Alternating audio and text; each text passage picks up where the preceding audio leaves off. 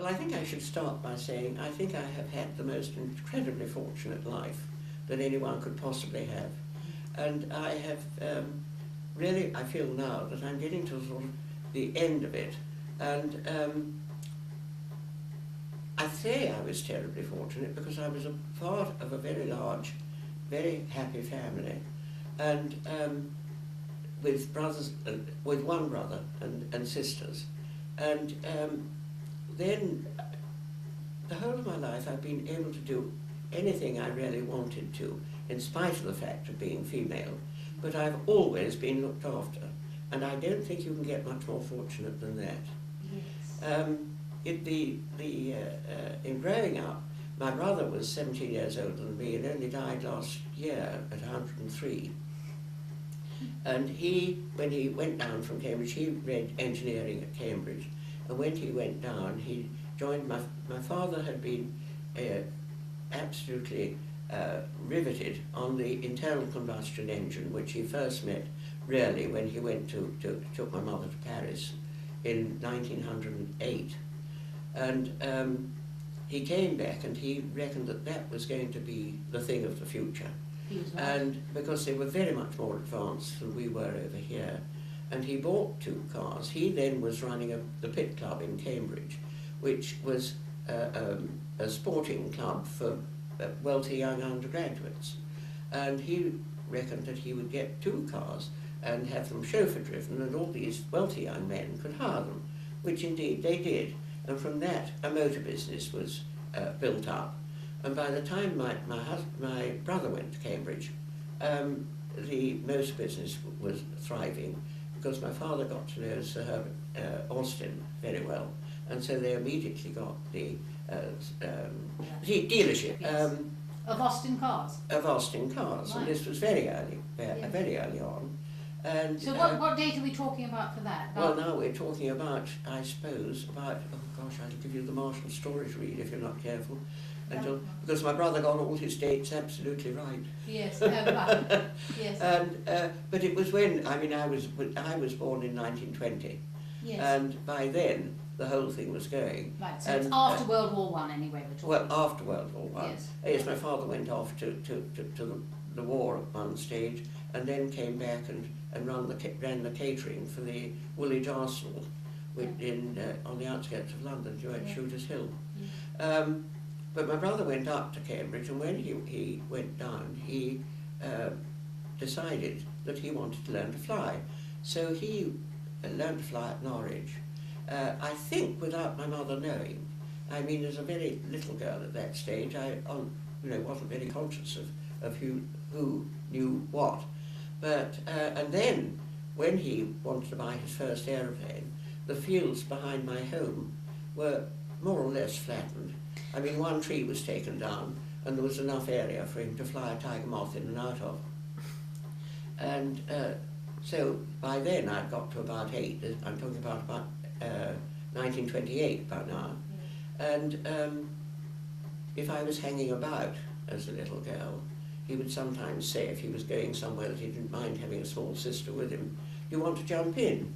And so I had some very, very cold flights in a tiger moth, because if your brother, who was 17 years older than you, was offering you to take you somewhere, you don't go in and get a cardigan. You jump in absolutely as you are, in your summer frock and the rest. And it was very cold, but it didn't make me not want to fly. And so when I got to 16, my father said, do you want to learn to fly now? And some of the sisters had, and by then they had all got married and left home. And so I said, yes, I'd very much like to. So between finishing school in England and going off to a school in Paris for a year, I got my flying licence. I was 16 when I was learning, and just 17. It wasn't your brother that taught you, was it? No. No, did you go to flying school? Then we'd got... by the time I learned to fly, the aerodrome, in fact, had been moved from just behind my home to literally over the hedge to an area of ground that my brother and father had bought.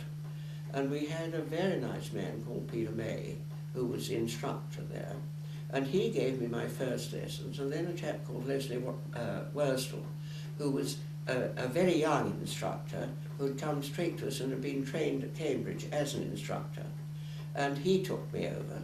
And how unusual was it? You say your sisters learnt to fly and you learnt to fly. Yes. But how unusual was it for women to be learning to fly?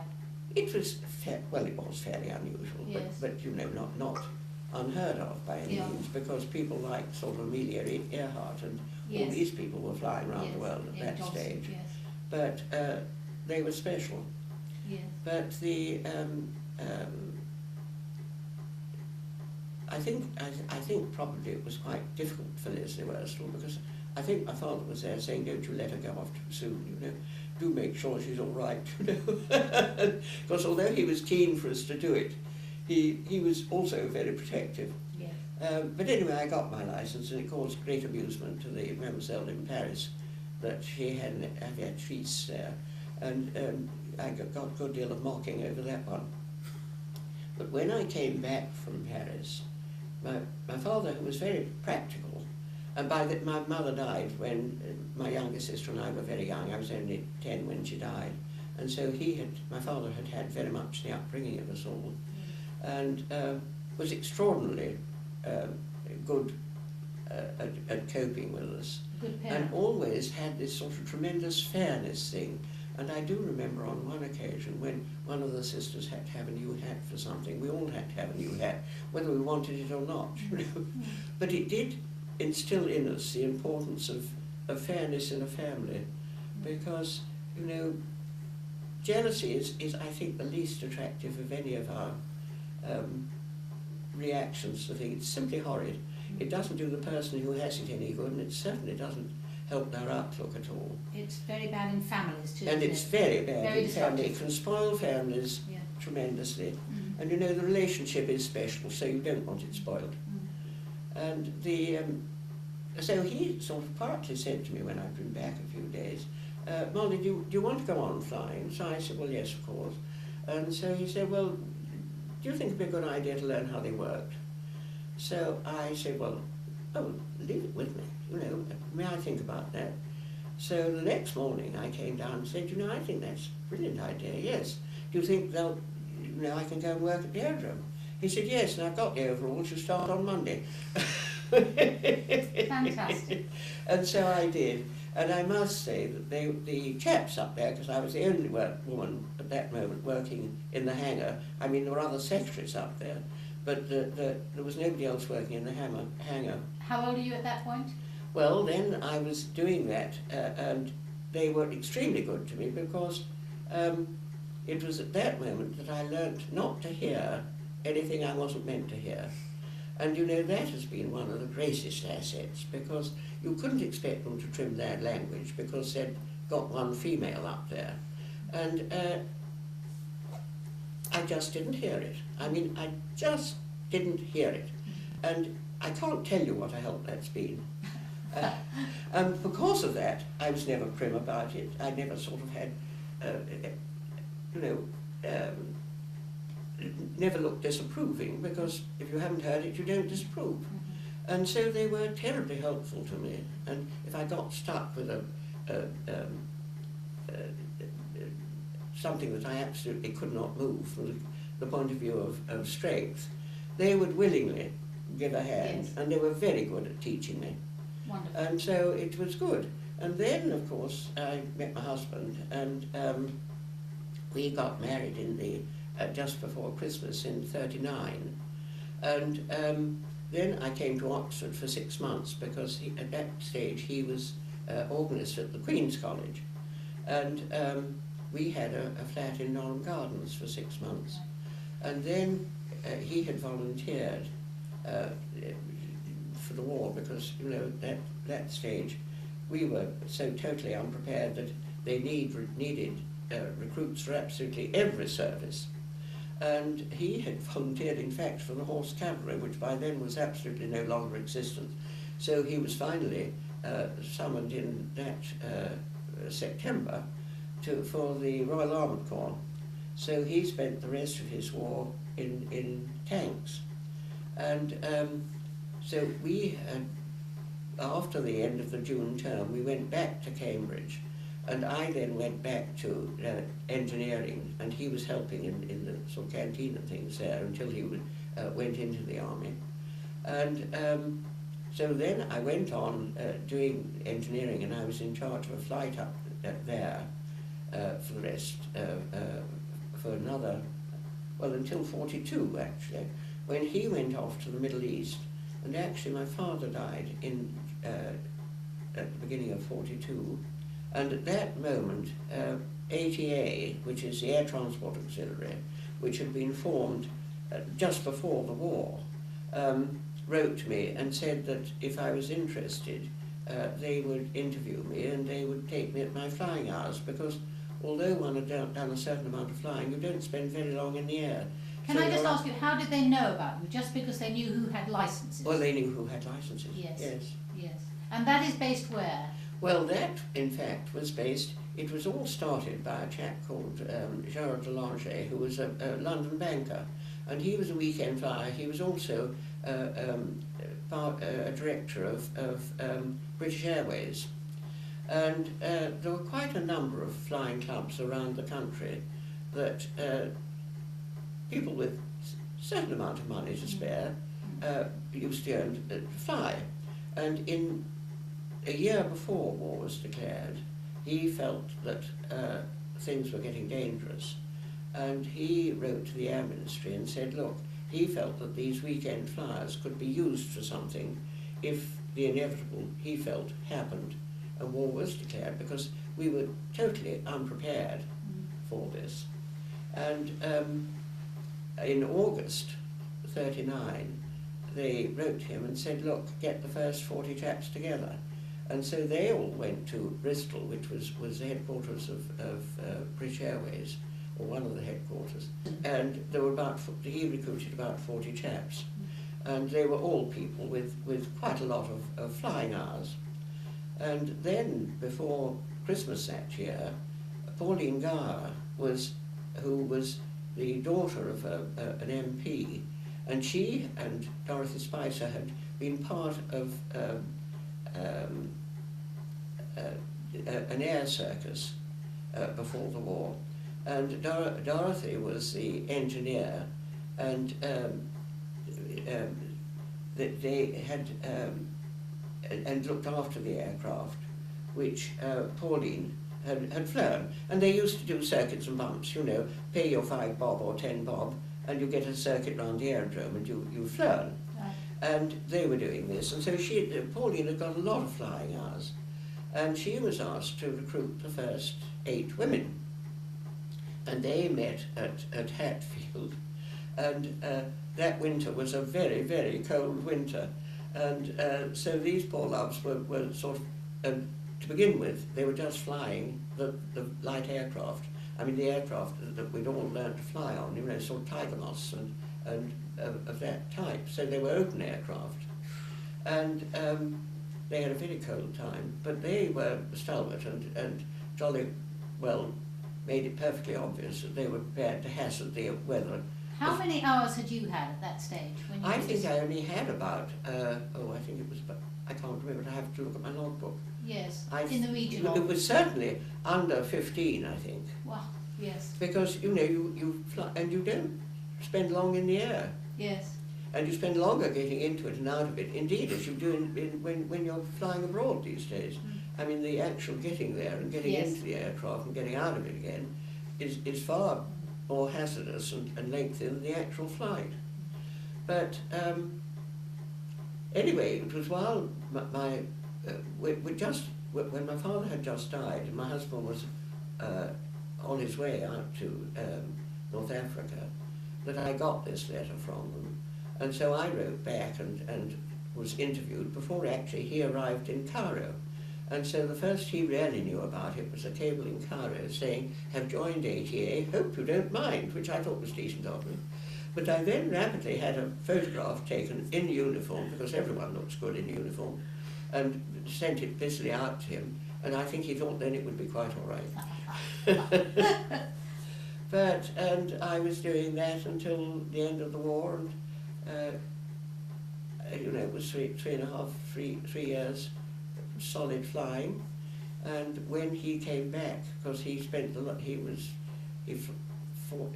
was in tanks in North Africa, and he then went up through Italy and came back from there to re-equip, and they went off, and he was in the first wave of tanks at Arromanches, and 7 days later was taken prisoner because our tanks weren't any match for the German Tiger tanks. And that was a pretty hazardous and beastly time, because I got a letter from a great friend of his in the regiment, great friend of mine in the regiment, saying that he'd seen Bernard's tank blown up and there was no way anyone could have got out of it. And about 4 days later I had a notice from the War Ministry saying that he was missing. And then about 6 weeks later I got a thing from the Air Ministry saying he was missing, believed killed. And then within about, I think 10 days, I had a card from him from prison camp. And and I had felt quite convinced from the beginning that he had got to be all right somewhere, because, you know, I felt I would know if he'd been killed. But that's a dreadful, 3 weeks of uncertainty. It was perfectly horrible, yes. Yeah. But I had a very wise commanding officer down. I was stationed down at Hamble by then and ferrying from there. And after a couple of days, when I went to London to see if I could find anything out via the Red Cross about what might have happened to him, and I went back to Hamble and said to Margot, look, I honestly think I would be better if you'll let me fly again. And she said, okay. And so, at least during the daytime, I was busy with my own skin. Yes. And, you know, you do worry about yourself first, however much you love somebody. Well, you've got to concentrate on what you're doing. Well, you've got to concentrate on what you do, and you're trying very hard not to break aeroplanes. Yes. Now, you learnt to fly on a Tiger Moth, which I can just about visualise. It's a sort of rather flimsy-looking thing and open to the elements. And then you must have moved on to a whole lot of new aeroplanes. I don't know how different they were for flying. Well, the ATA, by the time I joined them in 42, had got a splendid system of training. Yeah. And because everyone was coming, you see, a lot of people were coming from abroad. A lot of the girls came from abroad. And so they were getting people with all sorts of different experience. And do you mean from the colonies? Or well, from 24 came from America. Oh, really? Because they were part of the American Air Force out there. They weren't allowed to fly combat, aircraft out there. So Jackie Crockton, who brought them all over, reckoned that they would do much better over here, which indeed they did. And then we had some from Canada, and then we had one girl from Chile and another from the Argentine. We had them from Poland, we had them from Denmark, we had them from South Africa, and from Australia, and from New Zealand. And in fact, down at Hamble, of a pool of 30 women pilots, I think there were 11 or 12 different nationalities. And it wasn't a bit a dull pool. I had rather thought, in spite of the fact I was married, going down to a women's pool was going to be rather dull. I'm going to assure you it wasn't. It was tremendous fun. And you learned a tremendous amount about other people's outlook and so on. But when you first joined ATA, you were tested by an instructor as to what your experience was. And once they were convinced that you were all right on the light aircraft, you did some ferrying on those. And the minute they felt satisfied that you were really very capable at that, they took you back into the school and they put you onto Harvards. And onto what? Onto a Harvard, which was,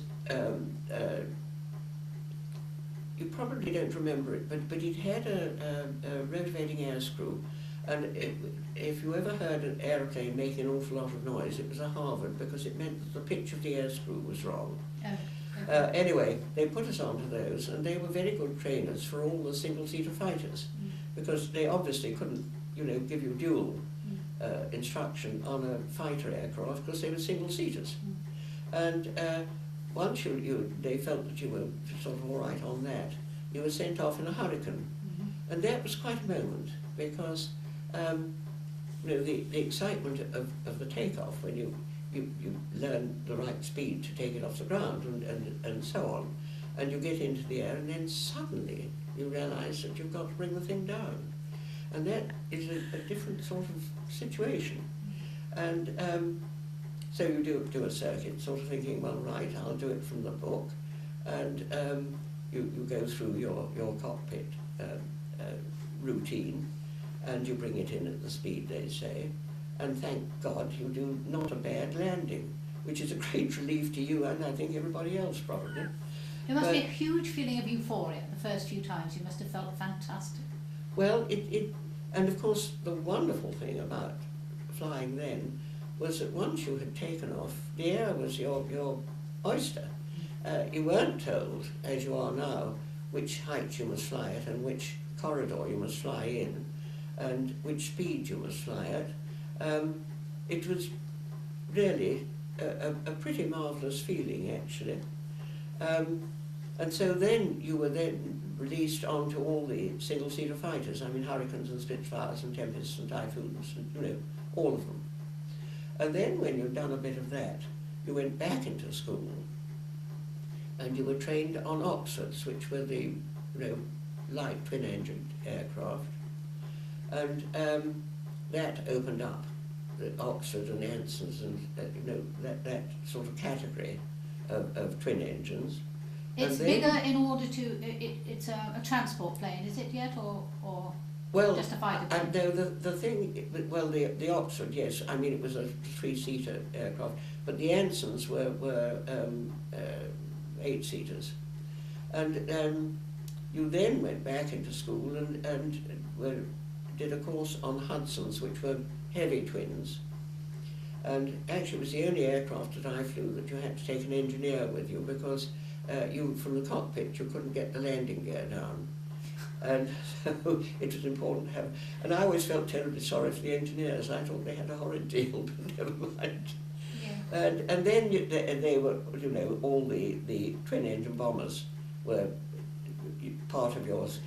The idea was that you were most useful to ATA if you could do all of them, because it meant then that they could link in your flights in a day, so that they didn't have to do too much ferrying of you between aerodromes to pick up the next job. Mm. And I mean, the routine was that when you went in the morning, you had a series of chits, and you looked to see what you'd got and where you were going. And if you got one into an aerodrome and something else out of it, that was very good. If not, the taxi aircraft had to move you on, and we had two sorts of taxi aircraft. We had Fairchild, which would take 3 passengers and a pilot, and the Anson, which would take, I think, 8 passengers and a pilot. And we took it in turns to be the taxi pilot of going around picking people up and putting them down. Are you mostly taking planes from the factory where they're produced to the airport, or is it? Yes. Yes, it's mostly either taking them on for modifications, or taking them on for more equipment, or delivering them to the squadrons. Yes.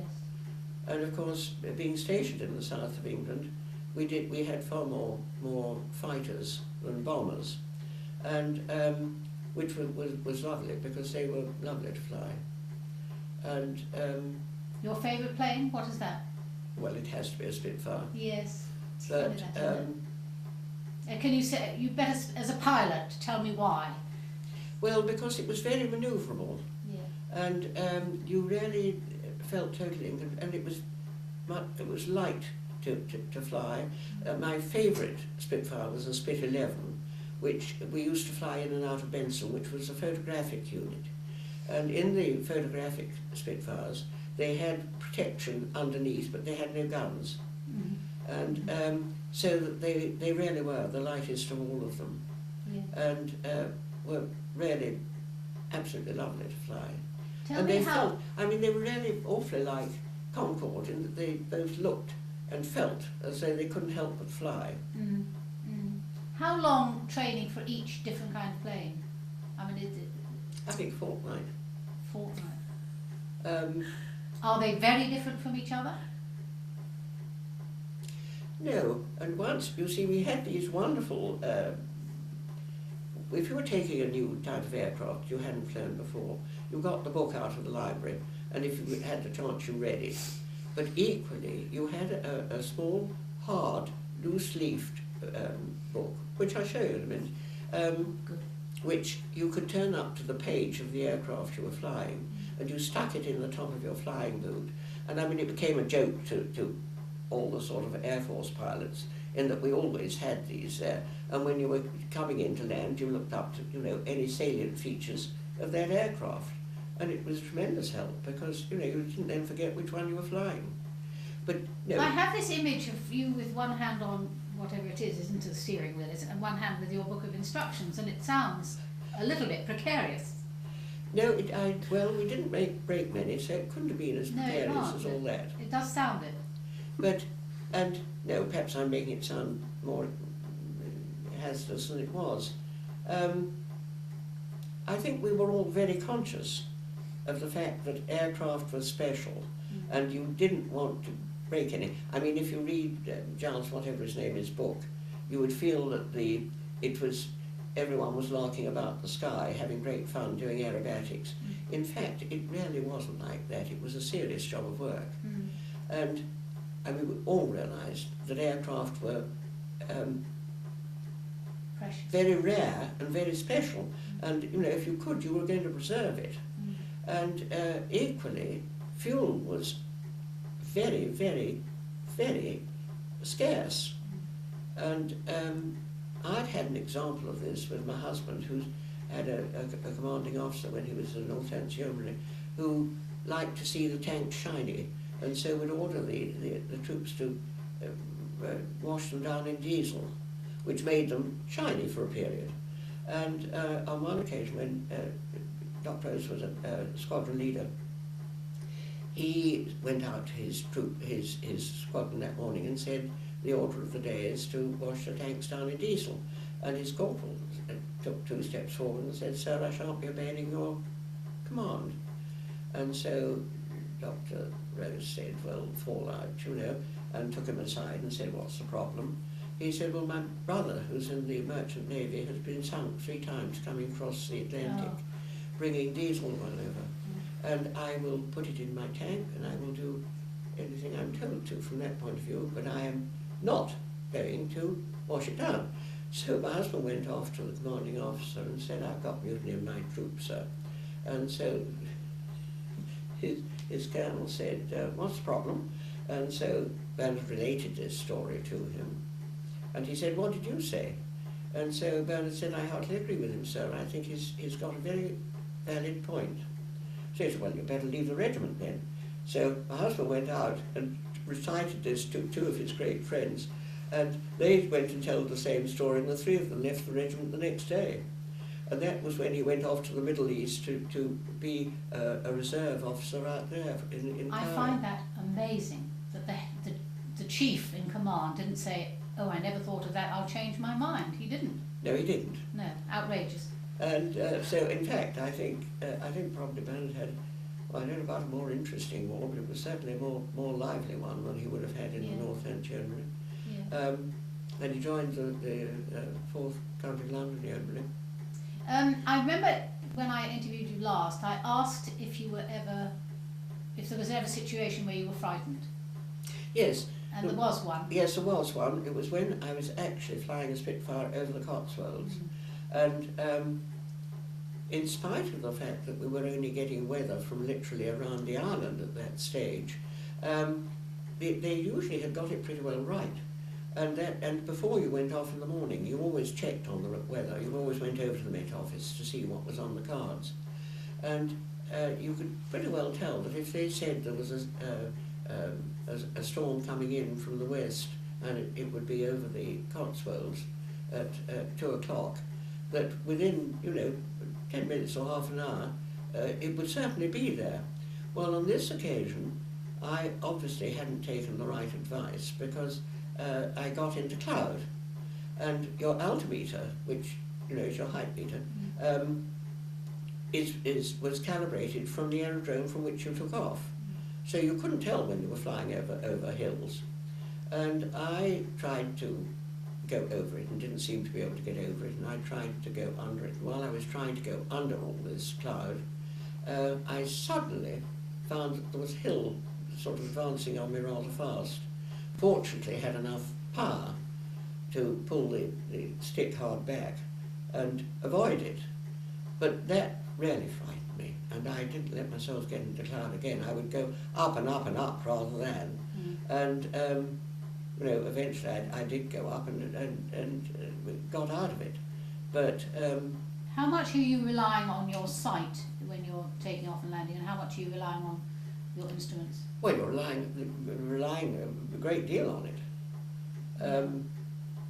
So it isn't like now when people can actually rely totally on the instruments, can they? No, because you see in those days, I mean, somebody said the other day, well, we weren't trained on instruments. Well, we weren't trained on instruments because we didn't have them. Yeah. I mean, you had a compass, you had an altimeter, and you had an artificial horizon. So, I mean, even if you didn't know, you could tell if you were flying one wind low the whole time. And apart from that, it was up to you. And I mean, one had to find one's way.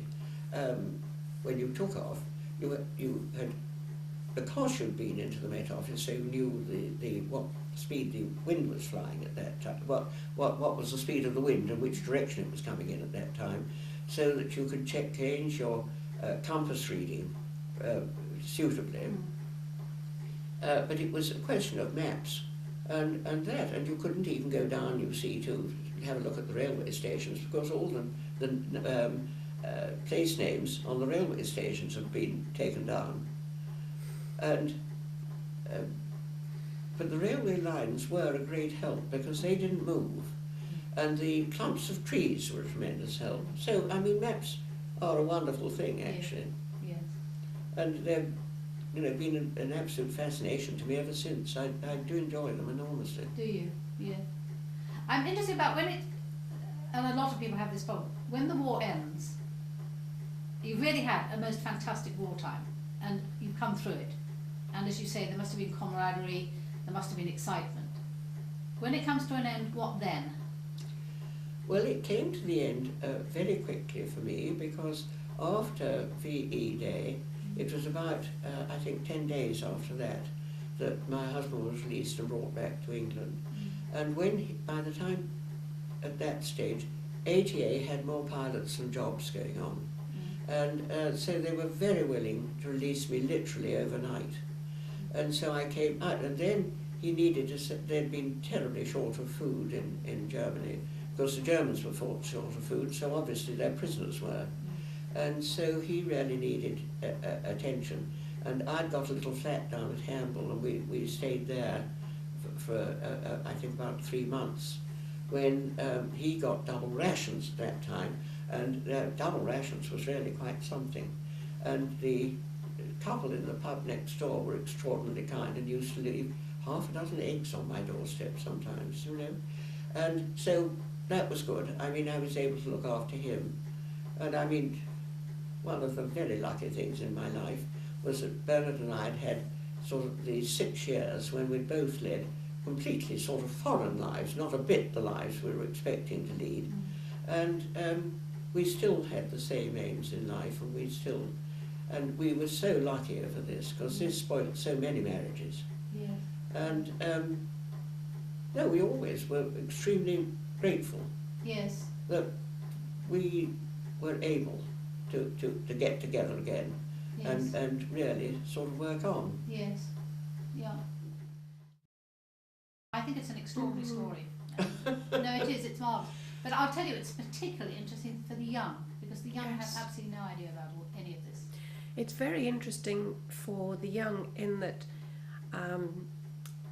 they think women's lib is a fairly new thing. And if they only realised that women were educated well, and they have been for over 100 years, Yes. and their talents have been used very well. They think they're fighting for it now, and I'm thinking, well, it was already there. If you're good enough, you get the job. If you wanted to do it, I think that you had to prove that you were going to do it as thoroughly as a man would.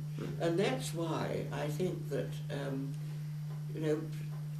particularly with the first women who went into ATA, they had to prove that they weren't going to be frail and not cope with weather or you know, decide that they really weren't feeling quite up to it today. We won't do it today. You didn't do that. You jolly well got on with it because you weren't going to be. And the amazing thing was that when, by the time I joined the ATA, we were being paid exactly the same as the men, which I think was probably a first. Yes, fantastic. But I mean, I haven't checked on that, but it was very unusual. Yes. That's very interesting, yes. And The job had a value, it was nothing to do with the sex of the person. Yes. And I mean, certainly we were doing exactly the same job.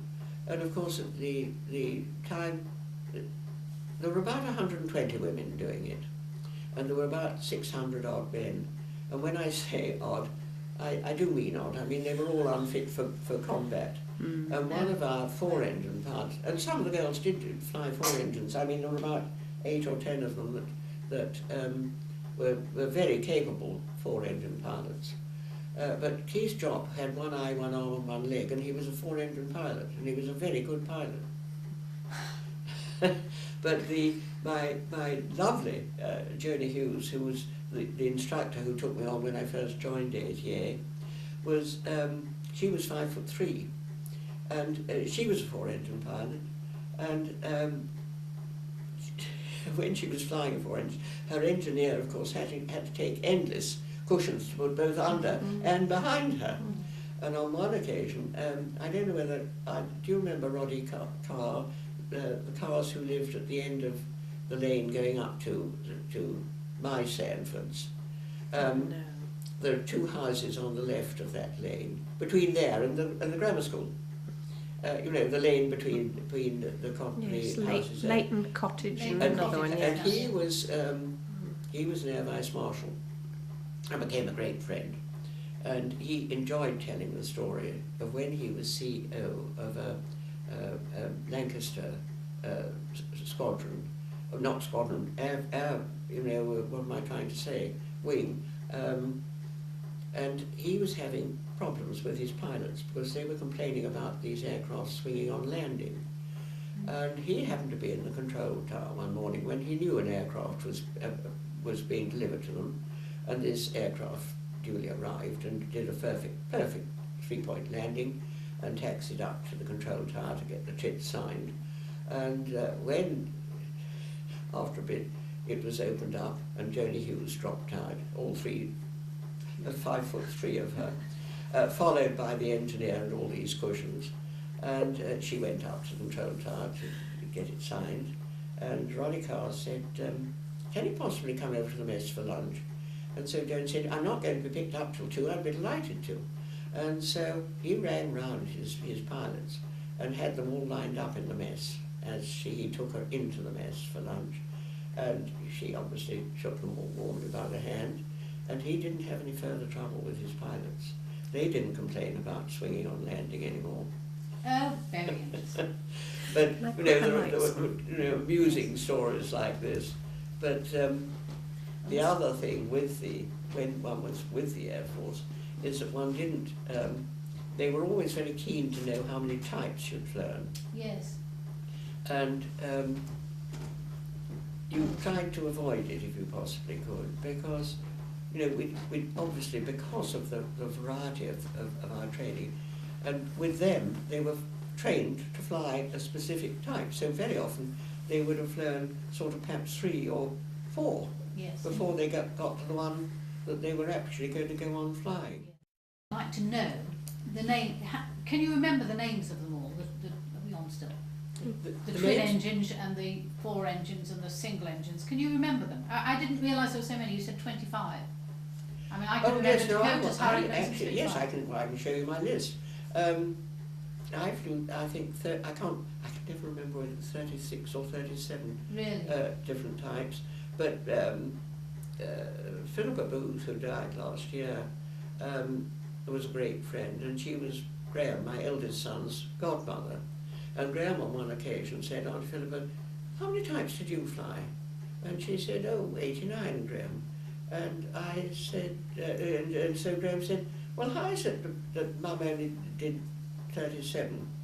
And so Philippa said, in her kindest way, well, she was just lazy. And I said, she was in it much longer than I was. But Yeah. she was one of the 4-engine pilots, and she was a great girl. Yes. We had this amusing thing this year when suddenly the government thought that they would take some notice of us. I don't know if you remember, they noticed the Bevan boys, and Yes. then they did the land army. Yes.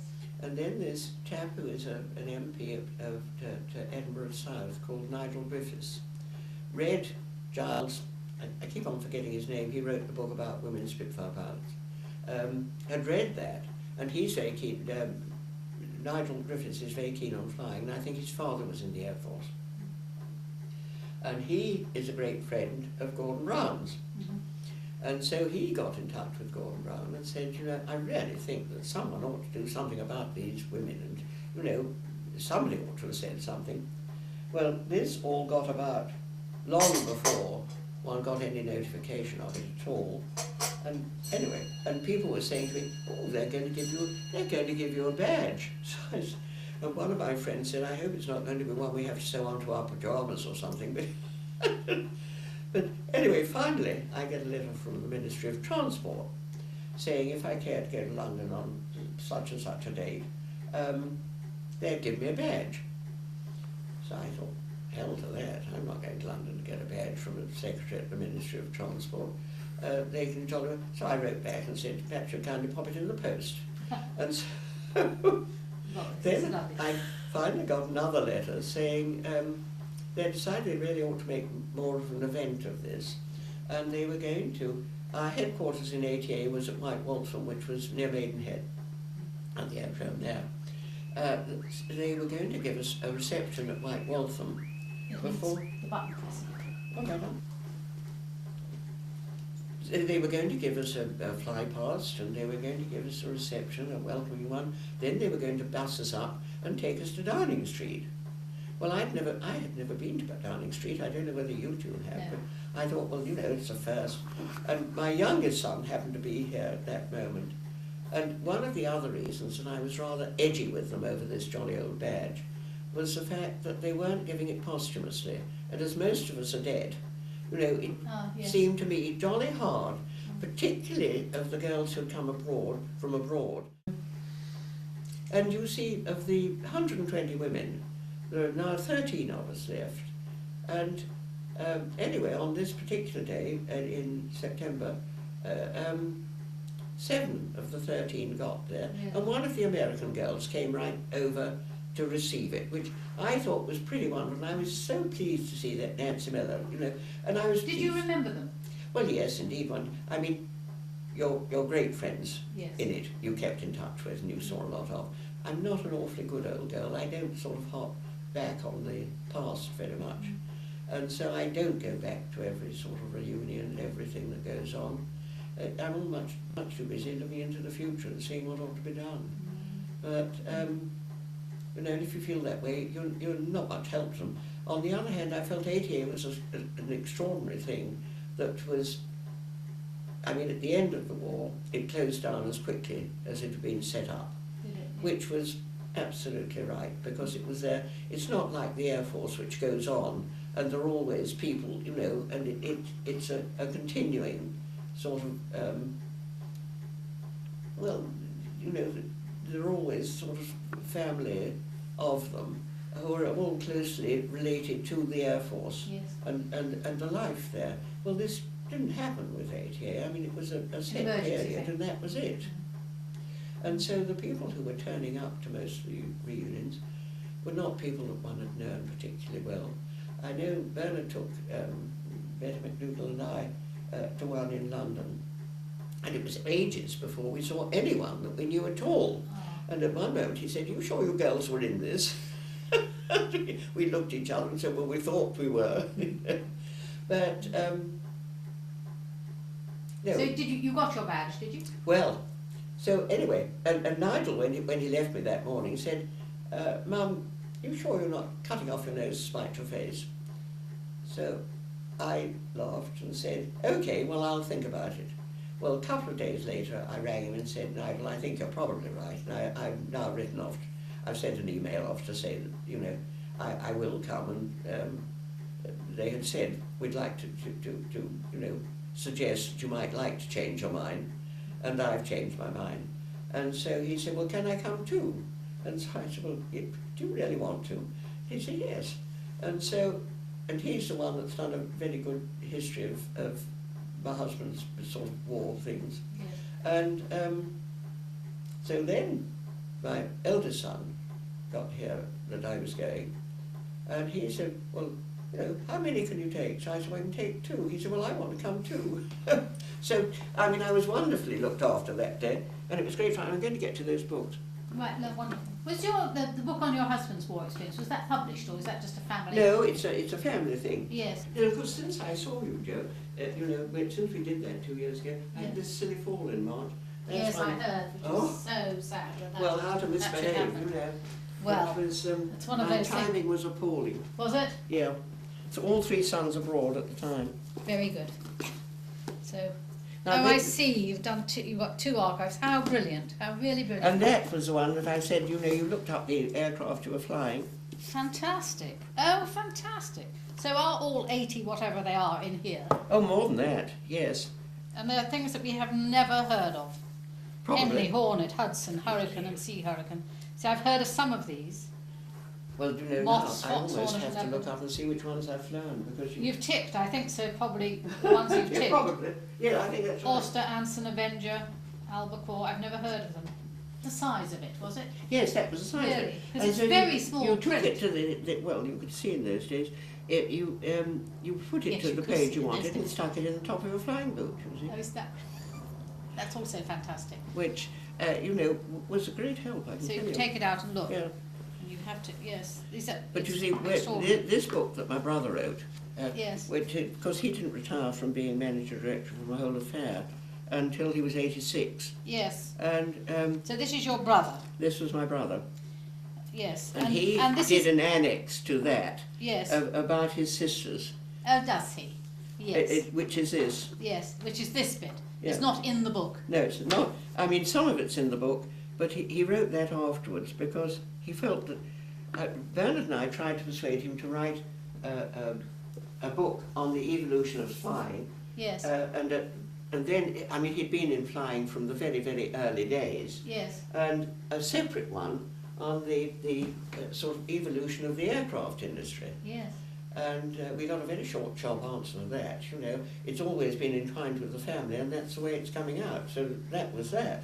But he was during the time that he was, and really part of our persuasion of him to write this book was when he did retire. His son, who'd been quite incredible over the years, sort of working with him, we felt needed to have a bit of freedom. You know, it would be good to get Brother Arthur out of his hair.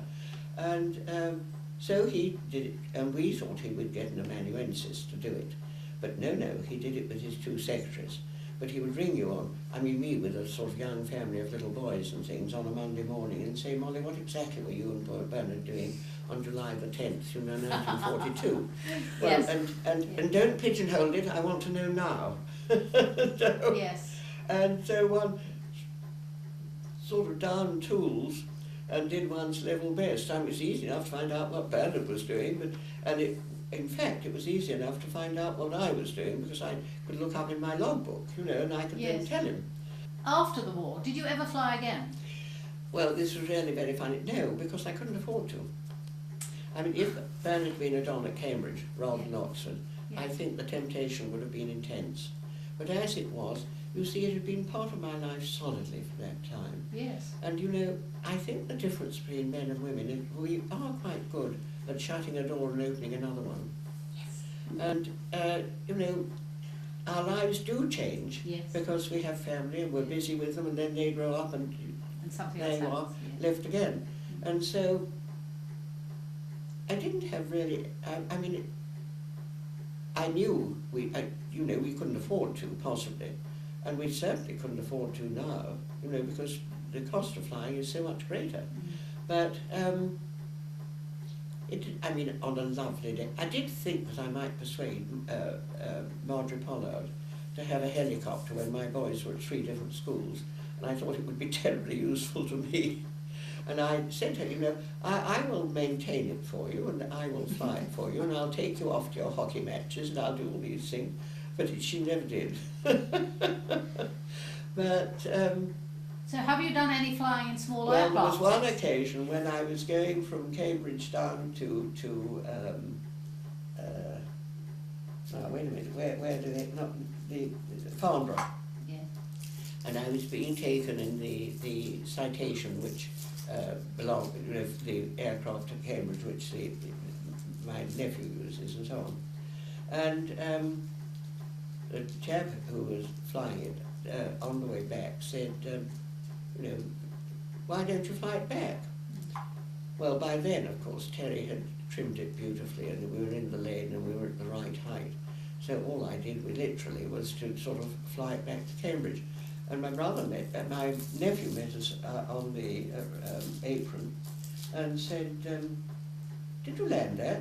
So I said, don't be daft, Michael.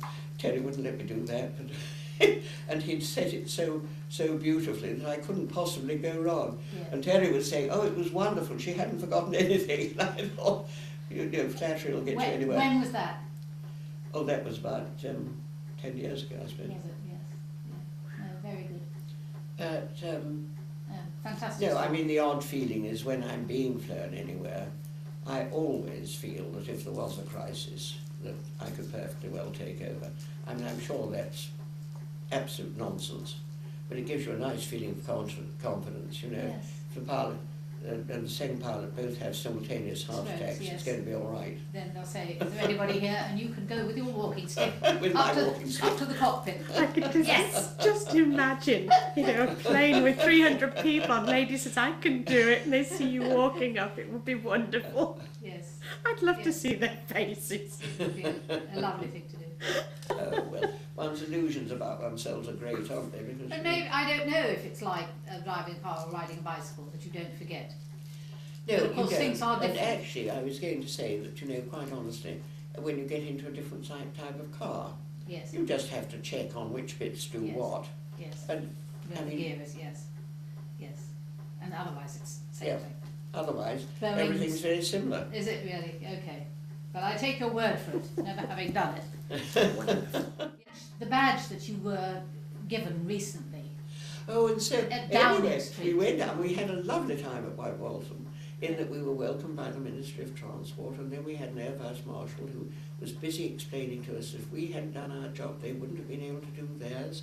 And this went on, and then we were given great refreshments there. But the great joy was we were able to see everyone, and equally they had a very good little tent of memorabilia, Yes. which was great fun. And when, and then at 10 to 12, they said, well, you've each been given the colour of a bus, will you please go to those now, we're going to drive you up to Downing Street. And so indeed they did, and they had to drive us in, you know, and then it's individually the buses had to come out again, because you can only get one in there at a time. And the staff there were extraordinarily good, and, you know, welcomed us. Of course, I insisted on walking up the staircase, because I was going to look at the old Prime Ministers and see what I thought the sort of sequence was going up, you know. And so, which was all great fun, and we were welcomed and given refreshments again, and then we were all taken in and put in rows, and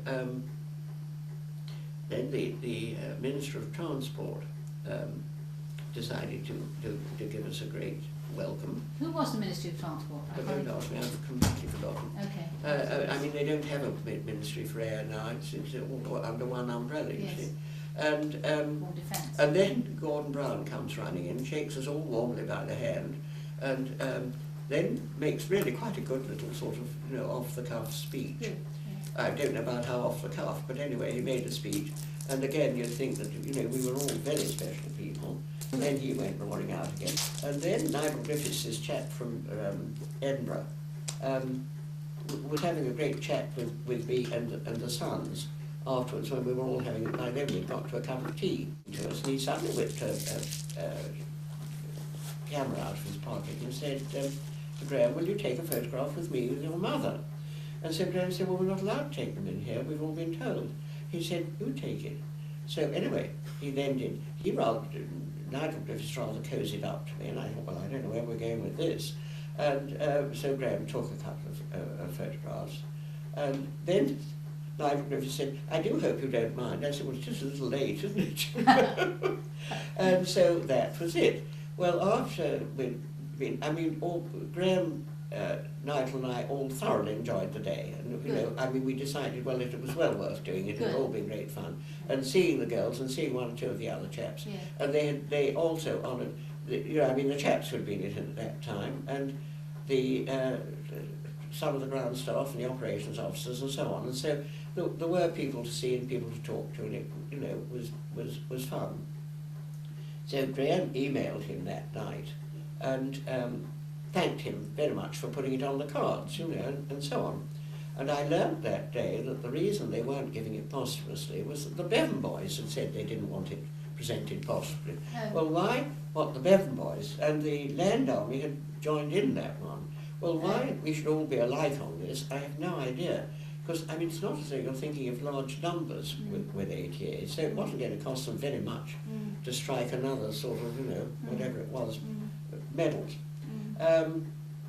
Anyway, I mean, you know, the medal was put into our little hot hands and off we went with it. Much nicer one than one might have thought. So, I mean, and it wasn't a little cloth one to say onto your job? No, it wasn't a sort of tin one that you could blow away. Okay, good. And so then when Graham had emailed Nigel Griffiths, he got an email back from him saying, do you think you can persuade your mother to come and have lunch with me in the House of Commons on the 8th of October?